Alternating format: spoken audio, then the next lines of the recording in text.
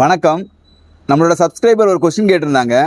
நீங்கள் எல்லா லெவல் குழந்தைங்களுக்கும் ஏன் எஜுகேஷன் பண்ணுறீங்க? மைல்டான குழந்தைங்க எஜுகேஷனை ஈஸியாக கற்றுப்பாங்க, ஆனால் சிவியர் குழந்தைங்களுக்கு ஏடிஎல் தானே பண்ணணும் அப்படின்னு கேட்டிருந்தாங்க.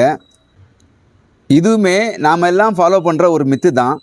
ஏன்னா எல்லா பேரண்ட்டும் நினைக்கிறது என்னென்னா, சிவியரான குழந்தைங்களுக்கு ஏடிஎல்லும் மைல்டாக இருக்கிற குழந்தைங்களுக்கு எஜுகேஷனும் சொல்லி பிரித்து வச்சுருக்காங்க.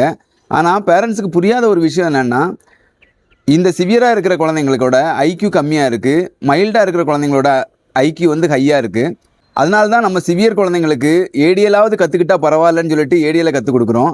ஆனால் அந்த குழந்தைங்களோட ஐக்யூவில் நீங்கள் வேலை பார்த்தீங்கன்னா, அந்த குழந்தைங்க ஏடிஎலையும் வேகமாக கற்றுக்கிட்டு அடுத்த லெவலுக்கு மூவ் ஆவாங்க. ஆனால் நீங்கள் ஐக்யூ ஒர்க் பண்ணாமல் ஏடிஎல்லில் ஒர்க் பண்ணிங்கன்னா அந்த குழந்தைங்களோட ஐக்யூவும் இம்ப்ரூவ் ஆகாது. ஐக்யூ இம்ப்ரூவ் ஆகாத சில குழந்தைங்க ஏடிஎலை லைஃப் லாங் கற்றுக் கொடுத்தாலும் கற்றுக்காமல் இருப்பாங்க. ஸோ நம்ம பேரண்ட்ஸுக்கு சொல்கிறது என்னென்னா, ஒரு குழந்தையோட ஐக்யூவில் ஒர்க் பண்ணோன்னா அந்த குழந்தைங்களோட லெவல் வந்து கொஞ்சம் கொஞ்சமாக மூவ் ஆகிட்டே வரும்.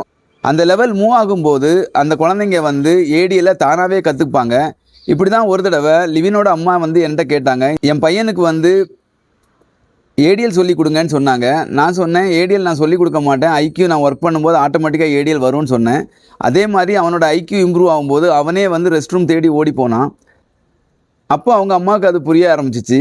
அப்போ ஐக்யூ சரி பண்ணியாச்சுன்னா எல்லாமே சரியாகும் இல்லையான்னு சொல்லிட்டு அவங்க கேட்டாங்க. நிறைய பேரண்ட் நினைக்கிறது என்னென்னா, நம்ம கற்றுக் கொடுத்து தான் எல்லாமே வரணும்னு நினைக்கிறாங்க. ஆனால் நார்மல் குழந்தைங்க நம்மளை பார்த்தே எல்லாத்தையும் கற்றுக்குறாங்க. அப்போது அந்த குழந்தைங்க நம்மளை பார்த்து கற்றுக்கிறதுக்கு முக்கியமான காரணம் அவங்களோட ஐக்யூ நல்லா இருக்குது. அதுவே ஐக்யூ நல்லா இல்லாத குழந்தைங்க நம்ம கற்றுக் கொடுத்தா தான் கற்றுப்பாங்க. நீங்கள் இதை வந்து நார்மலாக ஸ்கூலில் படிக்கிற குழந்தைங்களே பார்க்கலாம். நல்லா படிக்கிற குழந்தைங்களுக்கு ஒரு வாட்டி கிளாஸ் எடுத்தால் போதும். அதுவே படிக்காத குழந்தைங்களுக்கு நீங்கள் பக்கத்தில் உட்காந்து சொல்லிக் கொடுக்கணும். பல வாட்டி சொல்லிக் கொடுத்தா தான் கற்றுப்பாங்க.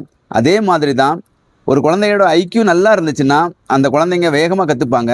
அதுவே அந்த குழந்தைங்களோட ஐக்யூ கம்மியாக இருந்துச்சுன்னா அந்த குழந்தைங்க நீங்கள் கற்றுக் கொடுக்குற விஷயத்த கற்றுக்காமல் கூட போவாங்க. ஸோ ஒரு குழந்தைய நீங்கள் இம்ப்ரூவ் பண்ணோன்னா ஸ்டெப் பை ஸ்டெப்பாக ஐக்யூ நீங்கள் டெவலப் பண்ணணும்.